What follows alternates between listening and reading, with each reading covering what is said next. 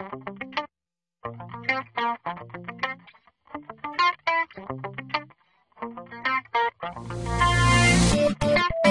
alamin wassalatu wassalamu ala asyrafil anbiya'i wal mursalin wa ala alihi washabihi ajma'in, amma ba'du.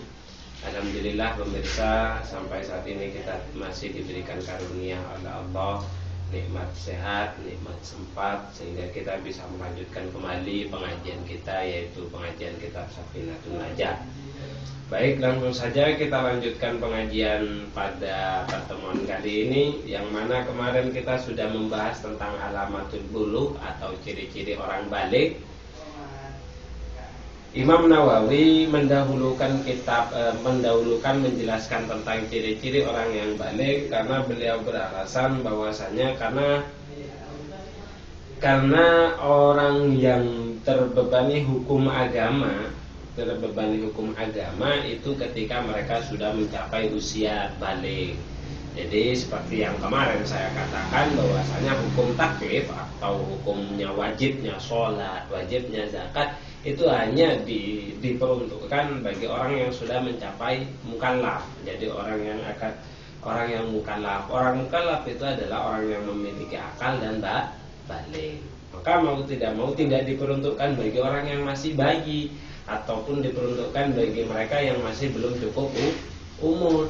Nah, jadi hukum taklif atau hukum kewajiban sholat, wajib, sunnah, halal, haram itu baru terbebani atau dibebankan bagi mereka-mereka yang sudah baligh. Akan tetapi perlu diketahui bahwasanya kewajiban untuk mengajari putra-putri kita yang masih belum mencapai usia baligh itu tetap wajib.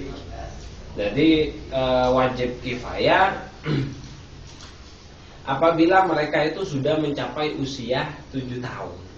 Jadi kewajiban kita memerintahkan mereka untuk melaksanakan sholat itu wajib ketika mereka sudah mencapai umur 7 tahun.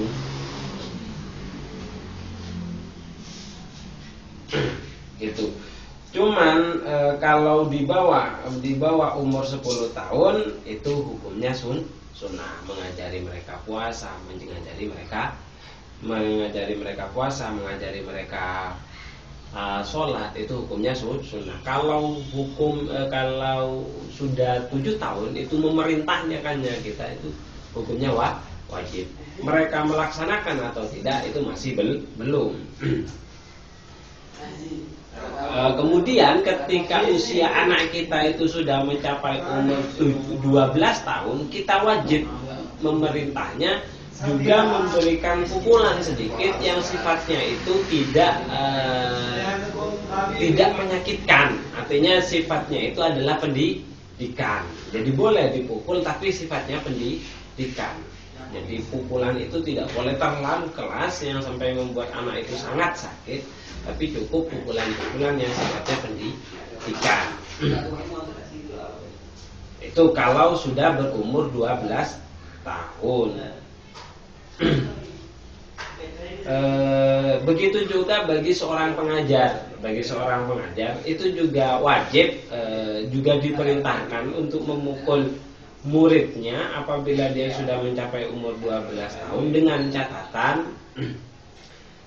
catatan apabila mendapatkan izin dari walinya, tapi memerintahkannya ia untuk melaksanakan sholat, zakat, puasa itu wajib.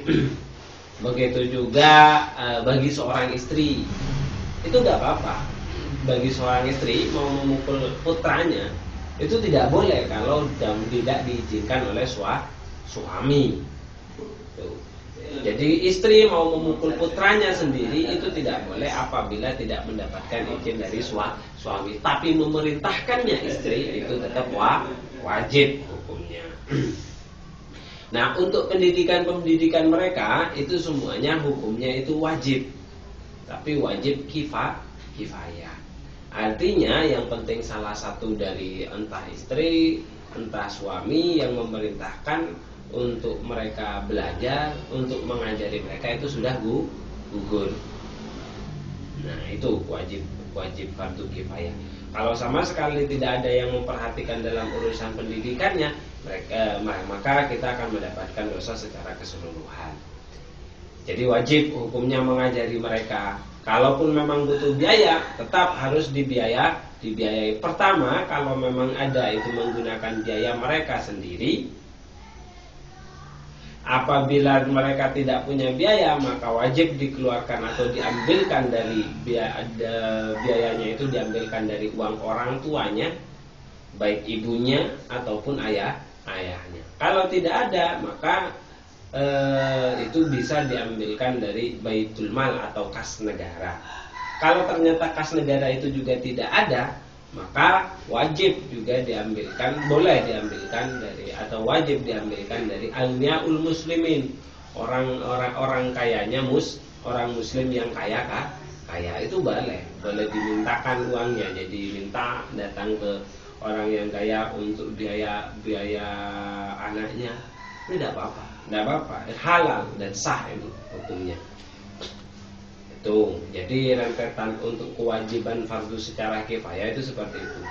Jadi kalau memang sudah tidak bisa kita membiayai anak, maka kita wajib memintakan kepada baitul mal atau kas negara. Kalau tidak bisa, maka kita boleh memintanya lewat orang yang kaya itu.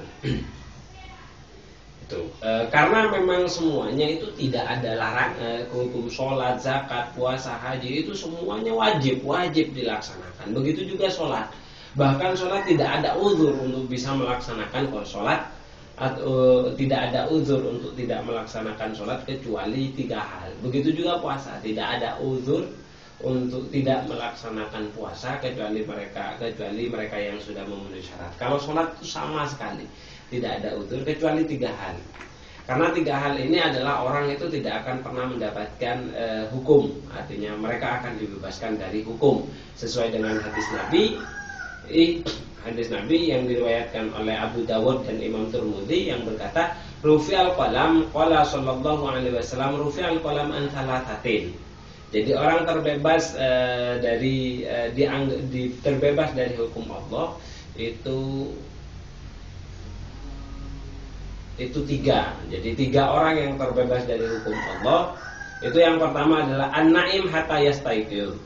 Jadi orang yang tidur ketika mereka sudah bangun. Jadi kalau jenengan tidur mulai dari pagi tiba-tiba mulai dari pagi jam 9 jenengan tidur. Anda semua tidur, kemudian bangun itu sampai maghrib, zuhur keadaan asar kan kita tidak melaksanakan. Itu tidak apa-apa, tapi tetap wajib kodok. Kodoknya tidak perlu tidak tergesa-gesa juga tidak apa-apa. Berbeda apabila sudah masuk zuhur, kemudian kita tidur-tiduran dan tertidur, bangun-bangun sudah maghrib, maka kodoknya itu wajib segera. Ketika kita bangun, oh iya saya tidak sholat zuhur, maka wajib pada saat itu juga dia melaksanakan sholat zuhur. Kalau tidak, maka mulai dari ingat itu dia akan dihitung dosanya itu. Jadi yang pertama itu adalah orang yang tertidur sampai dia bangun. Dia tidak akan terkena beban hukum. Jadi walaupun dia tidak puasa, lupa dia tidak melaksanakan sholat, jadi tidur hanya tidak melaksanakan sholat, dia tetap tidak apa-apa, artinya tidak berdosa. Tapi kewajiban tetap melaksanakan qadha. Pertama orang tidur sampai bangun. Kemudian yang kedua wa anis sobi hatta yahtalim. Jadi anak dari usia kecil, mulai dari sejak lahir sampai ia memasuki usia balik. Jadi kalau sudah balik baru. Jadi selama kecil dia melakukan dosa apa saja, dia tidak sholat, dia tidak puasa, dia tidak zakat, itu tidak apa-apa, tidak masalah, tidak berdosa. Cuman apabila dia menghancurkan sesuatu yang harus mengganti, dia tetap kewajiban untuk mengganti. Siapa yang mengganti? Ya orang tuanya. Itu semuanya dibebankan kepada orang tuanya. Kemudian wa anil majnun hatta yaqil. Jadi orang yang gila sampai dia itu sembuh dari gilanya. Itu. Jadi orang terbebas dari hukum 3 hal. Yang pertama itu adalah orang yang tidur sampai dia bangun, anak yang masih kecil sampai dia masuk pada usia balik, dan yang terakhir itu adalah orang yang gila sampai dia dia sembuh dari gilanya. Itu semua terbebas dari hukum. Jadi itu tadi kenapa kok Kiai Imam Nawawi mengawali kitabnya setelah membahas tauhid, yang awal yang dibahas oleh beliau itu adalah kitab tentang ciri-ciri orang balik, karena memang orang balik lah yang pertama akan mendapatkan terbebani oleh hukum agama, sunnah, halal, makruh, mubah, itu adalah orang-orang balik. Yang tidak seperti 3 orang tadi itu tidak akan terbebani oleh hukum.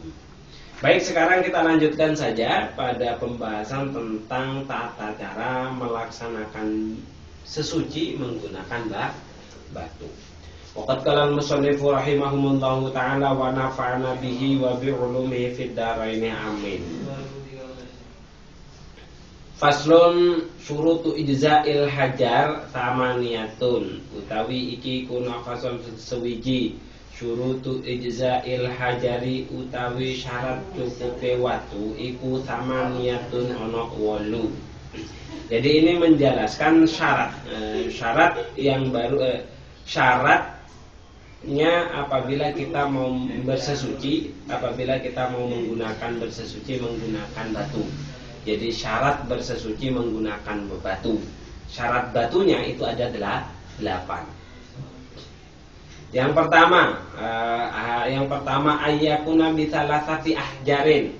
Pertama yang harus digunakan itu adalah menggunakan 3 batu atau 1 batu, tapi digunakan 3 kali pucuknya, 3 pucuknya yang digunakan. Intinya tidak boleh menggunakan batu yang sudah digunakan untuk membersihkan najis. Itu intinya. Jadi baik menggunakan 3 batu atau 1 batu, tapi yang digunakan 3 pucuk yang berbeda, 3 pucuk batu yang berbeda. Itu yang pertama. Jadi yang pertama syaratnya itu harus menggunakan 3 batu. Kemudian yang kedua, wa ayyungkiyal mahalla, dan batunya harus wa ayyungkiyalan yang tom bedol. Wa ayyungkiyalan yang tom bedol apa batu al mahalla maring panggonane najis. Dan seharusnya yang kedua itu adalah sanggup membersihkan tempat keluarnya najis. Jadi sanggup membersihkan tempat keluarnya najis. Jadi misal batu diginikan, batu seret hilang, tempatnya itu sanggup hilang. Bisa, artinya sama seperti memiliki bentuk kasar, artinya kalau kayak kaca itu kan bisa juga. Jadi harus bisa membersihkan tempatnya najis. Kemudian yang ketiga itu alla yajifa an-najasu, alla yajifa yang ora garing opo an-najasu najis. Jadi ya syarat yang ketiga, najisnya tidak boleh kering. Jadi kalau dia misal contoh, apabila dia melakukan buang air besar tapi dibiarkan dalam waktu lama sampai sudah berkerik, di pantatnya itu sudah bergerak, itu sudah tidak bisa dilakukan bersesucinya, tidak bisa menggunakan batu. Kemudian yang keempat itu adalah wa'al layan takila, dan najisnya itu juga tidak boleh berpindah. Misal kalau untuk laki-laki ketika dia buang air kecil itu tidak boleh terlepas dari kepalanya. Jadi kepala miliknya. Kalau dari jalan belakang tidak boleh terlepas dari gini. Jadi ini kan ada bundaran lah, ya dia tidak boleh terlepas dari ini. Jadi misal ke sini, misal kalau jalan belakang itu di sini itu sudah tidak boleh menggunakan tidak boleh menggunakan batu, tapi harus tertentu menggunakan air. Begitu juga untuk perempuan, untuk wanita itu tidak boleh lepas dari bibirnya. Jadi bibirnya itu tidak boleh terlepas. Misal bibirnya kayak gini, itu sudah ada di sini, itu sudah tidak boleh. Ya agak jorok sedikit yang dibicarakan, karena memang ini adalah sebuah ilmu. Tidak masalah kita membicarakan hal yang buruk, tapi ini adalah ilmu. Sekali lagi syarat yang keempat itu najisnya itu tidak boleh berpindah dari tempat keluarnya. Ya untuk tempat keluarnya Anda perkirakan sendiri, untuk wanita seperti apa, untuk laki-laki seperti apa, baik jalan depan ataupun jalan belakang. Cuman kalau jalan belakang jangan sampai melepasi dari kerutan itu tadi, tempat keluarnya itu tadi saja. Tuh. Itu syarat yang keempat. Kemudian syarat yang kelima. Syarat yang kelima itu adalah walayat ro'a alaihi akhor, walayat ro'alan yento ora anyar teko alaihi ngatasi najis opo akhorun barang kang weneh. Artinya tidak boleh terkena oleh sesuatu yang lain. Misal terkena percikan air itu tidak boleh. Terkena batu tidak boleh. Tidak boleh terkena percikan air. Walaupun airnya itu suci, tapi kan masih belum mensucikan, itu tetap tidak boleh. Jadi misal setelah kita setelah kita untuk laki-laki ya, saya mau coba setelah kencing karena kencingnya berada di luar dan mungkin berada di pinggirnya tempat sampah, itu kan biasanya banyak banyak lalat. Jadi setelah kencing belum dimasukkan, belum dibersihkan, itu di tempat keluarnya itu dihampirin oleh lalat, itu juga sudah tidak bisa dibersihkan menggunakan batu. Jadi hanya tertentu menggunakan air saja. Jadi tidak boleh dibersihkan menggunakan batu. Itu syarat yang kelima, itu adalah tidak boleh terkena oleh benda yang lain atau najis yang lain. Baik itu najis ataupun suci tidak apa-apa, tidak masalah, tetap tidak diperbolehkan. Jadi kalau sudah terkena oleh barang yang lain, oleh sesuatu yang lain, maka itu hanya tertentu bisa dibersihkan menggunakan air. Kemudian yang keenam itu adalah wala yujawiza lan yento orang liwati opo najis sofhatahu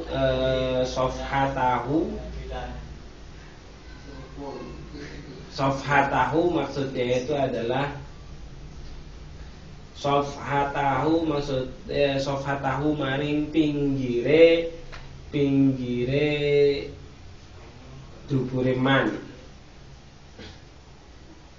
Jadi itu tadi tidak boleh melepasi lewat dari, jadi selain tidak boleh melebihi dari jalan keluarnya, tidak boleh terlepas dari jalan keluarnya, dan juga tidak boleh terlepas dari pinggiran jalan keluarnya itu tadi. Artinya sofhatahu itu kalau ini kan untuk pinggiran dubur, pinggiran jalan belakangnya si mutanajis, si orang itu. Jadi tidak boleh melepas najisnya. Wasadiswa walayu jawiza, saya ulangi, walayu jawiza dan tidak walayu jawiza lan yento orang ngeliwati opo najis sofhatahu maring pinggire dubure wong, wa syafatahu lan hasyafai wong. Jadi intinya najisnya tidak boleh melewati kerutan yang ada di samping kanan kirinya dubur atau jalan belakang, dan tidak boleh melewati kepalanya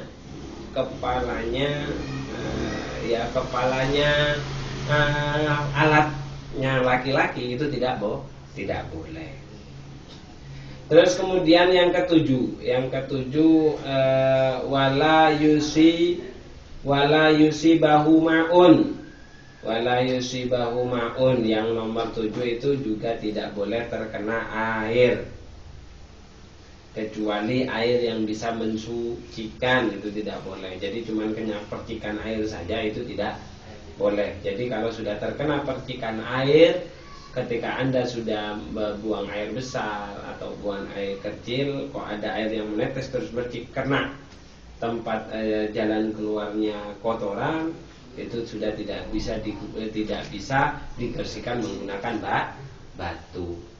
Kemudian yang terakhir adalah antakuna yanto ono al ahjaru, antakuna yanto ono opo al ahjaru piro watu iku tohirotan, suci.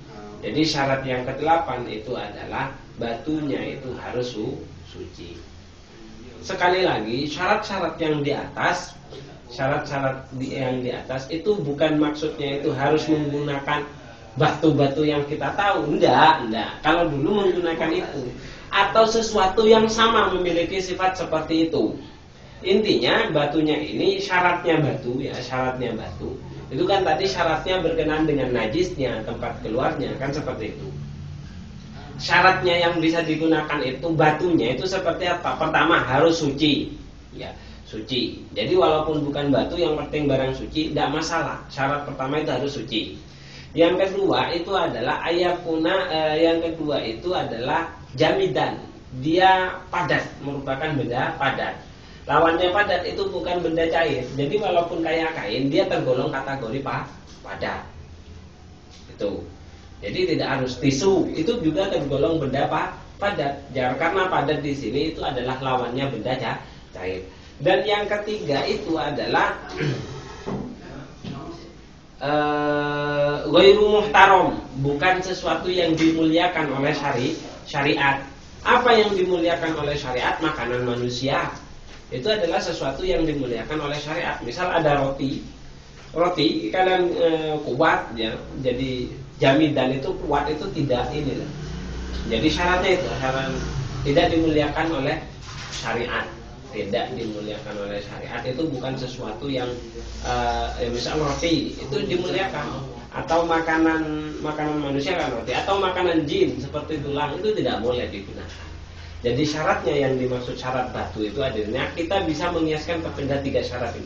Pertama harus suci, kemudian itu keras, maksudnya keras itu tidak berupa cair, dan ketika digosokkan pada najis dia itu tidak ikut, seperti tisu yang murah. Tisu yang murah itu kalau diginikan itu kan biasanya tisunya itu kan ikut robek, itu tidak sah untuk dijadikan alat bersesuci. Dan yang ketiga itu tidak tergolong sesuatu yang dimuliakan oleh syarat. Yang dimuliakan oleh syarat itu salah satunya makanan manusia. Itu tidak boleh. Roti bagus ya, besar, kuat, kemudian digunakan untuk bersesuci itu tidak boleh. Atau makanan jin seperti halnya tulang itu tidak boleh. Itu tadi. Jadi intinya bersesuci menggunakan batu itu boleh apabila batunya sudah memenuhi syarat yang 3 tadi, suci, kuat atau keras, artinya tidak cair, dan yang ketiga itu tidak tergolong sesuatu yang dimuliakan oleh syarat. Kemudian untuk syarat-syaratnya, pertama itu adalah harus menggunakan tiga batu.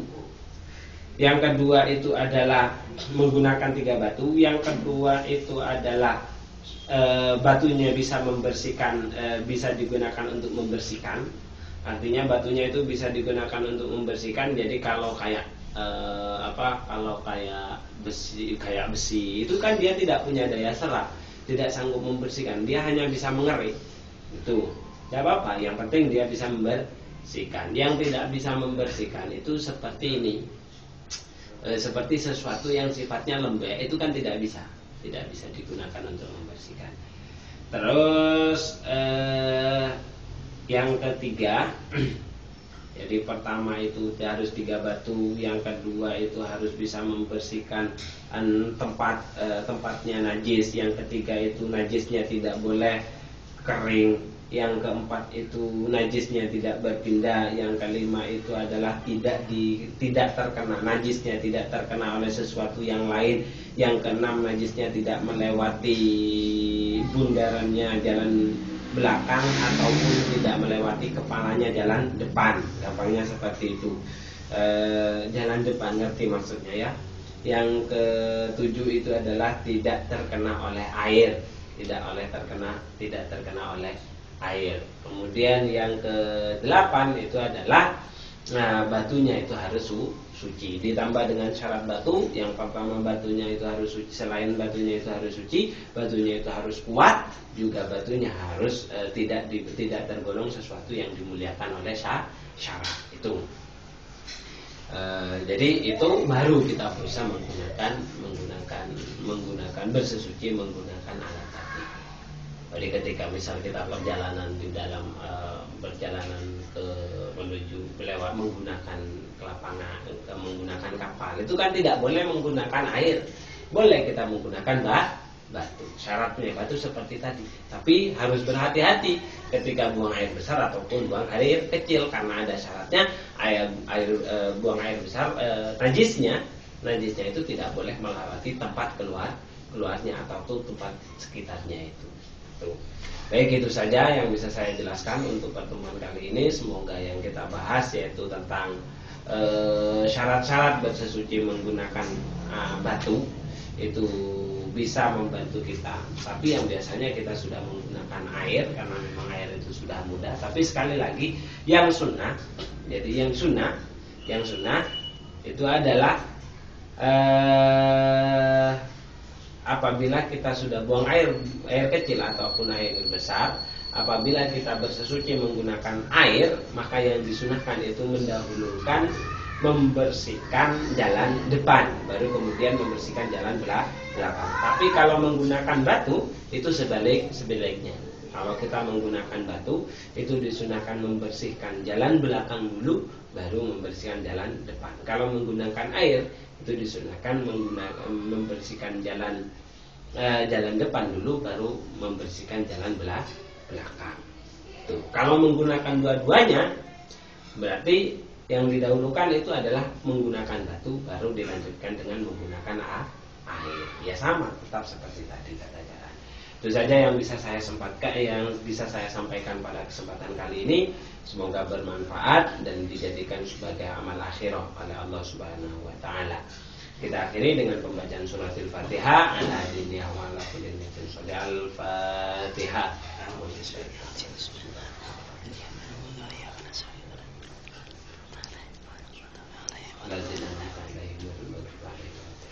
Akhirul kalam. Assalamualaikum warahmatullahi wabarakatuh.